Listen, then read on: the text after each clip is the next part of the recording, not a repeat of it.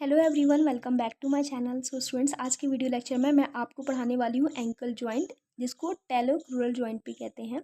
तो video lecture को आप पूरा कंप्लीट वॉच करिएगा। हम यहाँ पे सिंथिया नॉर्किन्स बुक की हेल्प से भी पढ़ने वाले हैं। तो मैं यहाँ पे आपको जो नोट्स हैं और जो डायग्राम्स हैं उन दोनों के हेल्प से पढ़ाने वाली हूँ। तो आप वीडियो लेक्चर को कंप्लीट देखिएगा। चैनल को अगर अभी तक आपने सब्सक्राइब नहीं किया है तो सब्सक्राइब करके बेल आइकन को प्रेस कर दीजिएगा, ताकि फ्यूचर में कोई भी वीडियो अगर इस चैनल पर अपलोड हो तो उसका नोटिफिकेशन आप सभी लोगों तक पहुंच जाए। Okay, without any further delay let's get started.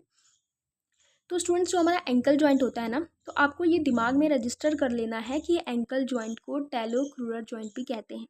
अगर आप किसी गवर्नमेंट एग्जामिनेशन की प्रिपरेशन कर रहे हैं या फ्यूचर में करने वाले हैं तो डायरेक्ट एमसीक्यू ऐसे पूछ लेते हैं कि टैलोक्रूरल जॉइंट का मोशन बताओ। अब ये क्यों पूछते हैं ऐसा कि स्टूडेंट्स कंफ्यूज हो जाएं। तो आप एंकल जॉइंट को एंकल जॉइंट और टैलोक्रूरल जॉइंट दोनों नाम से आपको याद रखना है, और टैलोक्रूरल जॉइंट बार बार आपको रिसाइट करना है। ठीक है, जितना आप रिसाइट करते हो उतनी चीज़ें आपकी ब्रेन में रजिस्टर होती जाती हैं। अब ये किस टाइप का जॉइंट होता है? ये साइनोवियल हिंज जॉइंट होता है। ठीक है, मतलब इसका जो डिग्री ऑफ फ्रीडम होगा वो 1 डिग्री होगा। इसमें बस प्लैंटर फ्लेक्शन और डॉर्सी फ्लेक्शन ही मूवमेंट पॉसिबल होगा। कॉन्वेक्स कॉनकेव रूल लगेगा, यहाँ पे मैंने पहले ही क्लैरिफाई कर दिया है। आर्टिकुलेशन, अब ये बनेगा कैसे? तो प्रॉक्सिमल में डिस्टल एंड रहेगा टिबिया और फिबुला का। ठीक है, और डिस्टली क्या होगी? टेलेस की बॉडी होगी। सो स्टूडेंट्स, यहाँ पे इमेज में देखिए, ये टिबिया है और ये फिबुला है। जो टिबिया और फिबुला का जो डिस्टल एंड है ना, वो प्रॉक्सिमल सरफेस बना रहा है, और फिर यहाँ पे जो टेलेस बोन है वो यहाँ पे क्या बना रहा है? डिस्टली है, बॉडी ऑफ टेलेस। ठीक है, तो यहाँ पे ये मिलके क्या बना रहे हैं? हमारा एंकल जॉइंट का फॉर्मेशन कर रहे हैं। अब एंकल जॉइंट में हमें टिबियल टॉर्शन भी देखने को मिलता है।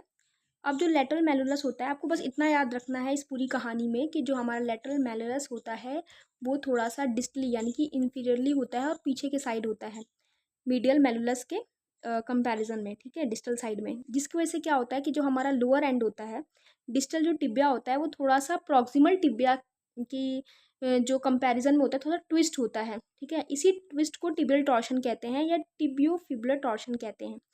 अगर आपने कभी नोटिस किया होगा या नोटिस नहीं किया है तो अभी आप नोटिस करिए। नॉर्मल स्टैंडिंग पोजीशन में आप अपने टोज़ को देखिए, तो टोज़ हल्का सा आउटवर्ड पोजीशन में होंगे। जैसे आप खड़े होंगे ना, थोड़ा टोज़ बाहर की साइड होंगे। ठीक है, तो ये क्यों हो रहा है? इसका रीज़न है tibial torsion. Normal 15 to 30 degree के एंगल में ये होता है।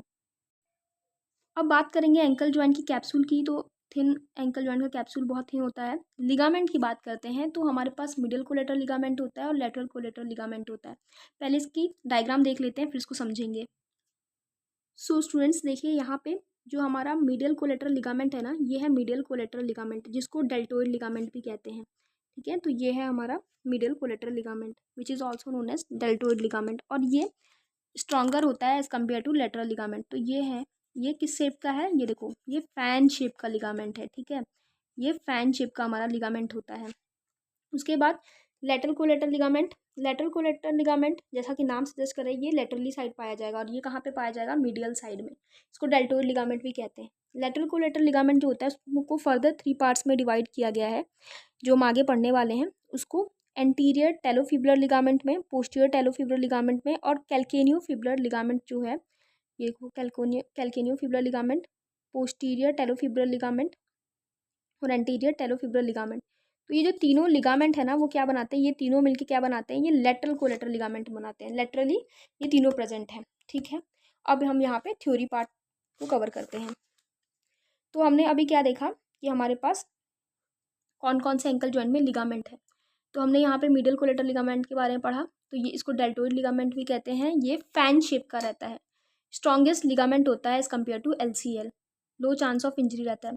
अच्छा, तो ये मीडियल कोलेटरल लिगामेंट कब डैमेज होगा? जब भी आप इवर्जन या प्रोनेशन वाली कुछ एक्टिविटी कर रहे हैं, तो उस टाइम पे इसका इंजरी जो है वो हो सकता है। अब मैंने आपको बताया था कपल्ड मोशन के बारे में पिछली वीडियो में अपने, अगर आपने वो अभी तक नहीं देखा है तो आप उसको देखिए। तो जब भी हम पैरों को ऐसे डॉर्सी फ्लेक्स करते हैं ना, जैसे कि यहाँ पे मान लीजिए आप इसको मतलब सोचिए कि फुट है आपका, तो जब भी आप ऐसे अपनी साइड फुट को लेके आते हो, डॉर्सी फ्लेक्शन करते हो, तो ये देखो, ये नोटिस करो कि आपका जो फुट है ना, वो एबडक्टेड रहता है, मतलब बाहर की तरफ रहता है मिड लाइन से, और क्या रहता है? इन्वर्टेड रहता है। ठीक है, बाहर की तरफ निकला हुआ रहता है और प्रोनेटेड रहता है। ठीक है, तो यही बात कही गई है यहाँ पे कि इस पोजीशन में आपका मीडियल कोलेटरल लिगामेंट डैमेज हो सकता है।